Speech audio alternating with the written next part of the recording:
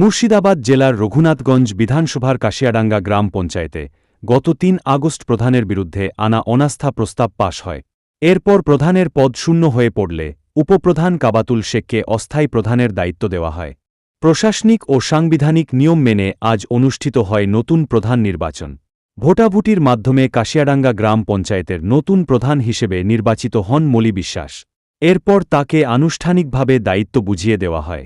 নতুন প্রধান নির্বাচনকে ঘিরে কাশিয়াডাঙ্গা গ্রাম পঞ্চায়েত সহ গোটা রঘুনাথগঞ্জ এলাকায় রাজনৈতিক মহলে জোর চর্চা শুরু হয়েছে। এই পরিবর্তনের পর স্থানীয় রাজনীতির সমীকরণ কোন দিকে মোড় নেয়, এখন সেদিকেই নজর সকলের।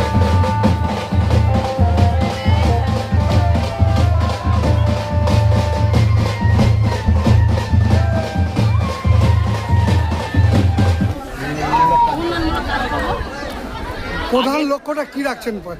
প্রথম কি কাজ করবেন? উন্নয়নের কি লক্ষ্য রাখছেন? উন্নয়ন বলতে প্রধান হিসাবে দেশের যা যা করণীয় সব কিছু আমার করার ইচ্ছা আছে। স্বচ্ছ কাছের অঞ্চলকে স্বচ্ছ হবে।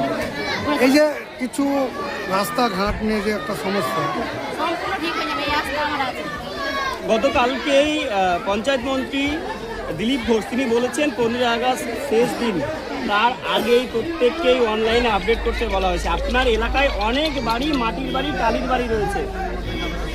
আবাস যোজনা নিয়ে 2-3 দিনের মধ্যে যতটা সম্ভব আপনি কি আপনার যারা মেম্বার রয়েছেন বা অন্যান্য প্রতিনিধি ছেড়ে কি এই দুদিনের মধ্যে সম্ভব হবে, কমপ্লিট করতে পারবেন তাদের বাড়িগুলো আপডেট?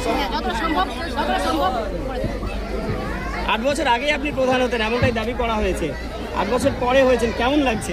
বললাম যে ভাষা খুঁজে পাচ্ছি না, এত আনন্দ বলে বোঝাতে পারছি না। Thank you. আপনার নাম?